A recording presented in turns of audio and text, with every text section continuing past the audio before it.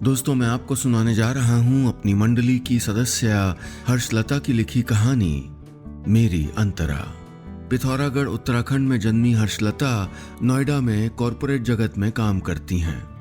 MBA हैं और 2 खूबसूरत बेटियों की माँ भी। माउथ ऑर्गन बजाती हैं, पेंट करती हैं और फ्लाइंग से डरती हैं। आइए सुनते हैं उनकी लिखी कहानी मेरी अंतरा। शाम के 7 बजने को थे। नवंबर के महीने में हल्की ठंड दस्तक दे चुकी थी। 5वीं मंजिल के कोने वाले अपार्टमेंट के लिविंग रूम में मध्यम रोशनी के साइड लैंप उस शाम को खूबसूरत बना रहे थे। बड़े ही करीने से सजे हुए रंगीन कुशन्स, दीवार पर सजी हुई एब्स्ट्रैक्ट पेंटिंग और एक एंटीक बुक शेल्फ। घर का ये हिस्सा वाकई सुकून से भरा था। ये अपार्टमेंट, ये मेरा घर था। मैं नीना इस घर में अपनी 14 बरस की बेटी अंतरा के साथ रह रही थी। अपने घर के सबसे पसंदीदा हिस्से में होते हुए भी आज मन शांत नहीं था। बार बार मैं लिविंग रूम की खिड़की के पर्दे तक जाती और बाहर झांक कर लौट आती। सोफे के हत्थे पर डायरी में खुला सादा पन्ना न जाने कब से कुछ लिखे जाने के इंतजार में था, लेकिन मैं चाहते हुए भी कहाँ लिख पा रही थी कुछ। रसोई में काम कर रही लड़की 2 बार चाय खत्म करने की हिदायत देकर लौट चुकी थी, लेकिन मेरी बेचैनी न जाने क्यों रुकने का नाम ही नहीं ले रही थी। अरे दीदी, आप चाय पियो ना, मैं इसको गर्म नहीं करूंगी अगर ठंडी कर दी तो। मैं जानती थी कि अभी अंतरा के घर लौटाने में लगभग आधा घंटा बाकी था, फिर भी मन न जाने क्यों घड़ी से भी आगे भाग जाना चाहता था। मन को काबू में लाते हुए मेरी कलम डायरी पर वो दर्ज करने लगी जो मैं उन पलों में महसूस कर रही थी। काश वो मेरे ही साथ गई होती बाहर।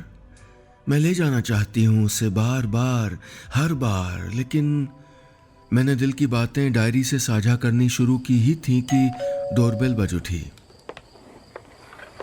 घंटी की आवाज पर मेरे कदम बेकाबू रफ्तार से दरवाजे की ओर बढ़ चले।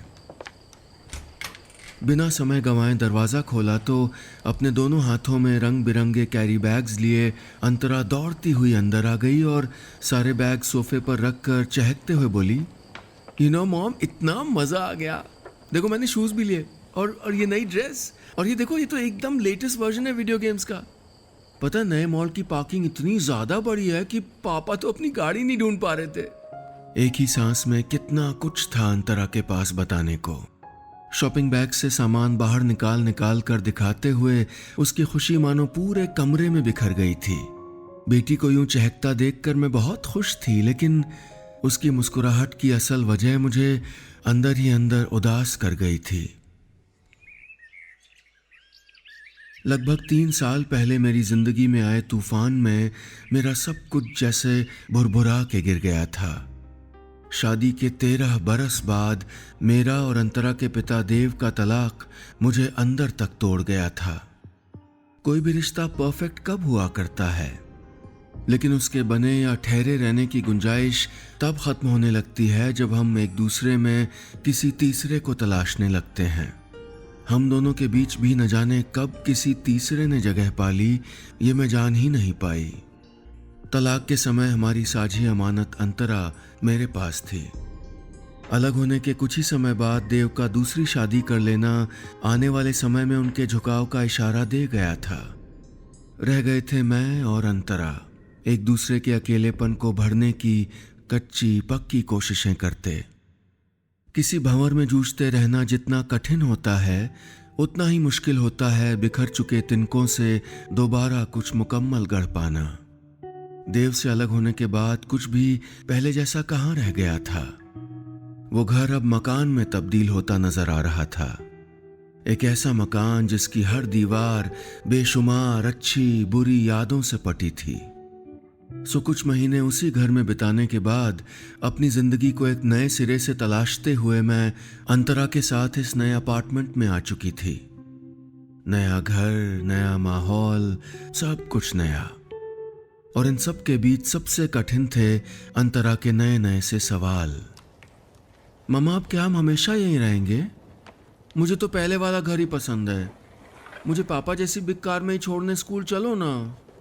अंतरा की उम्र ही क्या थी उस वक्त, बस 11 बरस की।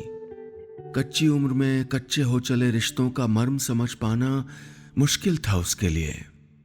उसे हमारे अलग हो जाने से मुझे मिली तकलीफ का शायद कोई एहसास नहीं था, बल्कि बीच बीच में उसका मासूम मन अपने पिता के लिए हुड़क उठता। एक रोज थर्मामीटर में अपना बुखार नाप कर पूछ बैठी, मम्मा जब फीवर तेज होगा तो पापा जल्दी से आ जाएंगे ना?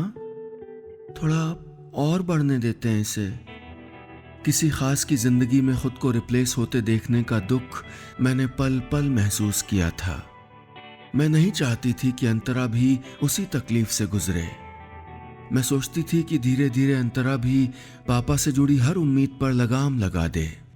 ये मेरा स्वार्थ था या अपनी बेटी को आने वाले दर्द से बचाने की कोशिश, ठीक से मुझे भी नहीं मालूम। या मैं भी शायद कुछ ज्यादा मांग रही थी। कई कई दिनों तक अंतरा का अपने पापा से न मिल पाने का गुस्सा और मायूसी सिर्फ उसे एक पल में काफूर हो जाते जैसे ही उनसे मिलने बात करने का कोई मौका बन पड़ता। वो चहक उठती ठीक वैसे जैसे आज शॉपिंग के बाद हो उठी थी, और उसकी यही खुशियां मुझे बेचैन कर जाती। हर नन्हा पौधा नई मिट्टी पानी में रोपे जाने से पहले कुछ मजबूती मांगता है। वहीं दूसरी तरफ मजबूत जड़ें जमा चुके पेड़ की मिट्टी बदलने पर अपने हरेपन को बचाए रखने की एक अलग मशक्कत होती है। अंतरा और मैं इस नई पारी के लिए खुद पूरी तरह कहाँ तैयार थे। मेरा अब एक नया ऑफिस था जिसमें खुद से कम उम्र के कलीग्स के साथ प्रोफेशनल दौड़ थी। कभी कपड़ों की फिक्र, कभी सफेदी झलका रहे बालों की, और कभी एक्सेल शीट्स में लगने वाले फॉर्मूले ना सीख पाने की। जिम्मेदारियों की लंबी फहरिस्त थी और सबसे मुश्किल थे अंतरा से जुड़े मसले, जिनको ठीक से निभा पाने का शऊर आखिर सीखती भी तो किससे। वो एक शाम मुझे भुलाए नहीं भूलती जब अंतरा ने बाहर ले चलने की जिद पकड़ ली थी। मम्मा आज डिनर पे बाहर ले चलो ना, डे केयर वाली दीदी ने दिन में गंदा खाना बनाया था, आज मुझे कुछ अच्छा खाना खाना है। उस दिन पापा के साथ मॉल गई थी ना, वहीं ले चलो ना आप भी। अगली सुबह की तैयारी में कपड़े इस्त्री करते हुए मैंने उसकी बात सुनकर भी अनसुनी करने की कोशिश की। मैं जानती थी कि फिलहाल बाहर जाने की न फुर्सत थी और न उसे मॉल की हर दुकान के बाहर से ही खाली हाथ लौटा ले आने का कलेजा। लेकिन न जाने अंतरा की कैसी जिद थी कि अपनी बात मनवाने का हट कर बैठी थी और उसने घर में बने खाने को हाथ तक लगाने से मना कर दिया। पिछली जाने कितनी बातों का गुबार छलक पड़ा था उस रोज, और मैं अपना आपा खो बैठी। हाथ उठ गया मेरा। हर बात में जिद, नहीं जाना है कहीं, खाना है तो खाओ वरना रहो भूखी। उस रात अंतरा की सुबकियां देर तक कमरे में गूंजती रहीं। बगल में सो रही बेटी के गालों में सूख गए आंसुओं की कालिख देखकर अपनी तकलीफ जताने को मेरी डायरी ही तो थी मेरे पास। नाइट लैंप की धीमी रोशनी में मैं देर तक लिखती रही, सॉरी अंतरा, तुम पे इस तरह नाराज होने के लिए कैसे माफ कर पाऊंगी खुद को, लेकिन तुम्हें हमेशा खुश रखने के लिए कहां से लाऊं मैं हिम्मत और ताकत, कैसे। आंखों आंखों में ही वो रात कटी और सुबह स्कूल जाने से पहले चुपचाप अपनी नन्ही हथेली में जैम और टोस्ट को दबाए अंतरा ने मुझसे आखिर अपने मन की बात कह डाली। पापा का फोन आएगा तब तो मैं उनके साथ जाऊं ना। मुझे समझ ही नहीं आया कि क्या जवाब दूं। मेरी उस जरा सी सख्ती की वजह से अंतरा को वो पिता याद आ गया जो कुछ ही रोज पहले उसके तेज बुखार का सुन के भी नहीं आया था, और उसने हमारी जगह किसी और को चुना था। आने वाले कल की फिक्र और बीते कल के जख्म, दोनों के बीच खुद को संभाले रखने के लिए मेरे पास कोई जरिया नहीं था। और इस सब के बीच अंतरा के मन में देव की ओर बढ़ता झुकाव अब मुझे बहुत ज्यादा अखरने लगा था। मैं तकलीफ में थी कि इतनी कोशिशें करने के बावजूद भी मैं अधूरी क्यों पड़ने लगी थी। अपनी बेटी के लिए क्या मैं नाकाफी थी? अंतरा का 15वां जन्मदिन नजदीक आ रहा था। मम्मा बताओ ना इस महीने क्या है? उम्र में सालों का इजाफा होने का चाव अंतरा में लाजमी था। आखिर ये उम्र ही ऐसी थी। बेटी के खुशगवार मूड से मैं भी खुश थी। अब तो बड़ी हो जाएगी अंतरा, मतलब मम्मा से फ्रेंडशिप वाली एज। अच्छा मम्मा बताओ ना, हम पार्टी कहाँ करेंगे? अंतरा पूछ बैठी। ऐसा नहीं था कि मुझे अपनी बेटी का जन्मदिन नहीं याद हो, लेकिन समय और खर्चे की तंगी के चलते मन महसूस कर चुपचाप उस दिन को सादगी से गुजार देना चाहती थी। मन में बेटी की मासूम ख्वाहिशों को पूरा न कर पाने का मलाल किस कदर कचोट रहा था, ये सिर्फ मैं जानती थी। उस रोज सोई हुई अपनी बच्ची की मुस्कुराहट को देखते हुए मैं खुश होने की जगह उदास होने लगी थी। मैंने अपनी डायरी में चुपके से अपने दुख उतार लिए। काश मुझे कोई जादू आता कि हर वो बात कर पाती जो मन में है। एकदम सिंड्रेला बना देती अपनी गुड्डो को। मेरे लिए इसके बर्थडे से खास तो कोई दिन है ही नहीं, पर ऐसा कैसे संभव होता। लेकिन अंतरा, उसका क्या, वो तो अपने दोस्तों के साथ जाने कब से अपने जन्मदिन की पार्टी के लिए बेसब्र थी। मेरी ओर से कोई तय जवाब न मिलने पर वो एक बार फिर अपने पापा की ओर मुड़ गई। किसी बड़े होटल में पार्टी हॉल बुक करा देता हूँ, या कोई अम्यूजमेंट पार्क, अच्छे से मन जाएगा उसका बर्थडे। फोन पे बात हुई थी तो अंतरा बता रही थी कि तुमने कोई प्लानिंग नहीं की है। देव की इस पेशकश से हैरान हो गई मैं। बहुत ज्यादा बुरा लगा था मुझे उसका फोन करके ये सब कहना। माना कि अंतरा ने ही उसे फोन किया था, लेकिन क्या वो थोड़ी सी भी समझदारी नहीं दिखा सकता था? उसके समझाने का यकीनन बेहतर असर होता अंतरा पर, लेकिन वो तो रिश्तों के खालीपन को पैसों से भर देना चाहता था। कितना आसान था उसके लिए जिम्मेदारियों से मुंह मोड़ कर उनकी कीमत अदा करने का अहम। आखिर क्यों, आखिर मेरी मजबूरी वो क्यों नहीं समझ रही? क्या मेरी कोशिशें नाकाफी हैं? अपनी ही बेटी के करीब जाने के लिए क्या हर रोज मुझे एक इम्तिहान देना होगा? मेरी डायरी में दर्ज ये सवाल जवाबों के मोहताज थे, फिर भी सिर्फ यही तसल्ली थी कि ये सादा कागज मुझे लेकर कोई राय तो नहीं बनाते थे। मैं तय कर चुकी थी कि अंतरा से देव के फोन कॉल का जिक्र नहीं करूंगी, और साथ ही मैं उसके लिए एक पार्टी ऑर्गेनाइज करने का मन भी बना चुकी थी। अजब हालात पर टिकी थी जिंदगी। जिस औलाद को एक साथ मिलकर परवरिश देने का सोचा था, उस औलाद के लिए उसके माँ बाप में एक दूसरे से आगे निकलने की होड़ सी शामिल हो रही थी। जिंदगी किसी हर्डल रेस से कम नहीं है।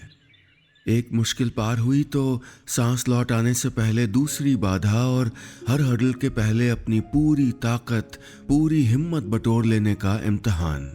अंतरा की बर्थडे पार्टी के लिए अब मैंने अपने सैलरी एडवांस और सेविंग्स अकाउंट को टटोल कर हिसाब लगाना शुरू कर दिया था। घर के पास के कम्युनिटी सेंटर का हॉल भी मुझे पार्टी के लिए मिल गया था। पार्टी होने का सुनकर अंतरा बेहिसाब खुश थी। मम्मा, मुझे पता था आप मुझे बुद्धू बना रहे हो। मेरा बर्थडे और आप पार्टी ना करो, ऐसा हो ही नहीं सकता, उसने मुझसे लिपटते हुए कहा। कितना अच्छा लगा था मुझे अपनी बेटी का मुझ पर यह भरोसा। चिड़िया सी चहकती अंतरा की आवाज से घर गुलजार था। दोस्तों के नाम बताने से लेकर पार्टी मेन्यू और रिटर्न गिफ्ट्स, वो हर बात में शामिल थी, और उसे इस कदर खुश देखकर मैं भी अपने फैसले से खुश थी। और हमारे साथ खुश था मेरी डायरी का सादा कागज, जिस पर मैं खुशियों के हर्फ बिखेर रही थी। बस ऐसे ही मैं जमाने भर की खुशियां इसके लिए चुराती रहूं। इसकी हंसी में ही तो मेरी हिम्मत है। सच। मैं अपने कमरे में डायरी में उलझी थी कि अंतरा की आवाज से चौंक गई। मेरे मोबाइल में उसके पापा का कॉल था। मम्मा, पापा का फोन आ रहा, मैं ना उनको भी बता देती हूँ। इससे पहले मैं कुछ कह पाती, अंतरा कॉल उठा चुकी थी। हेलो पापा, आपको पता है पार्टी है बर्थडे पे, हमारी पार्टी के कम्युनिटी सेंटर में। आप भी आओगे ना? एक ही सांस में सब गिट पिट करके बोल गई थी वो। कम्युनिटी सेंटर में? वो भी कोई जगह है? बाहर करनी थी तो मैंने कहा था आपकी मम्मी से मॉल में अच्छी सी पार्टी कर ले, बट शी रिफ्यूज्ड। अपनी दौलत से बेटी की खुशियां खरीदते पिता के मिजाज की खुश्की ने बेटी का दिल मायूस कर दिया। कुछ पल पहले खुशी से चहकती बेटी की खिलखिलाहट को एक ज्यादा बड़ा कैनवस दिखाकर मानो छोटा कर दिया था उसके पापा ने। देव की इस बात ने वाकई सोच में डाल दिया था, मुझे और मेरे साथ साथ अंतरा को भी। लेकिन दोनों की सोच की दिशा अलग थी। जहां एक और मैं देव से उखड़ रही थी, वहीं अंतरा का मुझ पर हुआ नया नया भरोसा डगमगा सा गया था। आपने पापा के फोन का मुझको बताया भी नहीं? मॉल में पार्टी का आइडिया था ना उनका, आपने क्यों मना किया? वो परसों मेरी पार्टी में नहीं होंगे तो मैंने उनको कल ही घर बुलाया है। I hope it's okay. एक के बाद एक कितने तीर छोड़ दिए थे अंतरा ने। चारों ओर रिटर्न गिफ्ट्स और चमचमाते रंगीन कागजों के बावजूद मेरी आंखों की चमक उतर चुकी थी और अपनी ही बेटी से आंखें चुरा रही थी मैं। बेटी की नजरों में अपराधी बन जाना मेरे लिए सब कुछ हार जाने जैसा था। दिल खोलकर जोर जोर से रो लेना चाहती थी मैं। देव पर और अंतरा पर भी आग बबूला होना चाहती थी मैं। कह देना चाहती थी कि थक चुकी हूं और इस बोझ से अब कुछ वक्त के लिए बरी होना चाहती हूं। लेकिन ये सब एक बार फिर घुटकर अंदर ही दबा रह गया था, सिर्फ डायरी के पन्नों तक। अंतरा इस बीच 2-3 बार अपनी ड्रेस बदल चुकी थी। मैं उसका मन पढ़ सकती थी। वो बेस्ट लगना चाहती थी पापा से मिलते वक्त। धीरे धीरे कम हो रही मुलाकातों में वो आने वाली शाम को अपना बेस्ट बना देना चाहती थी। वाह, चॉकलेट ट्रफल! देव के आने पर अंतरा खुश हो गई। न जाने ये बेटी के चाव की शह थी या अपनी एक्स पत्नी यानी मुझ पर अपना रसूख जताने का दम्भ। देव ने छूटते ही कहा, कल पहनना ना अपनी पार्टी में, ब्रांडेड है, एक्सक्लूसिव है ये। और हाँ, इस बार पार्टी यहीं कर लो, अगली बार कहीं अच्छी जगह करेंगे। अच्छी छलनी कर गया था ये शब्द मुझे। जितनी देर देव वहां रहा, मैं अपने कमरे के बुक शेल्फ में किताबों को झाड़ती पोंछती खुद को जबरदस्ती मसरूफ रखने की कोशिश में उलझी रही। मन की उदासी बालकनी में खिले शिवली के खुशबूदार फूलों ने पढ़ ली थी। मैं बाहर निकल आई।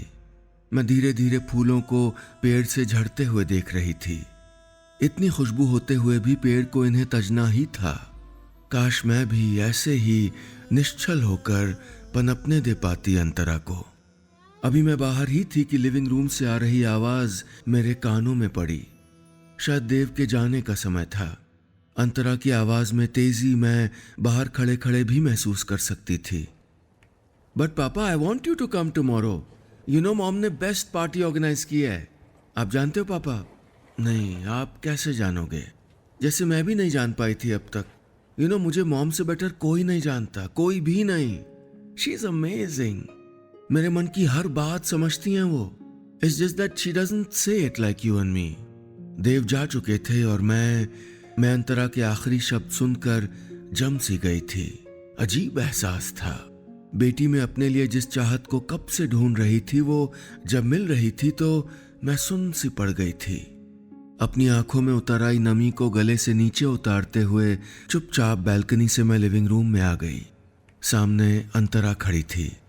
मेज पर देव के लाए हुए तोहफे पड़े थे और अंतरा के हाथ में थी मेरी डायरी। ये रुंधे गले से मैं बस इतना ही कह पाई, मॉम, कल रात आपके लिए सरप्राइज रिटर्न गिफ्ट रखने गई थी आपकी कबर्ड में, और देखो इस डायरी ने तो मुझे ही गिफ्ट दे दिया, मेरी बेस्ट फ्रेंड से मिलवा दिया। बस इतनी सी थी ये कहानी।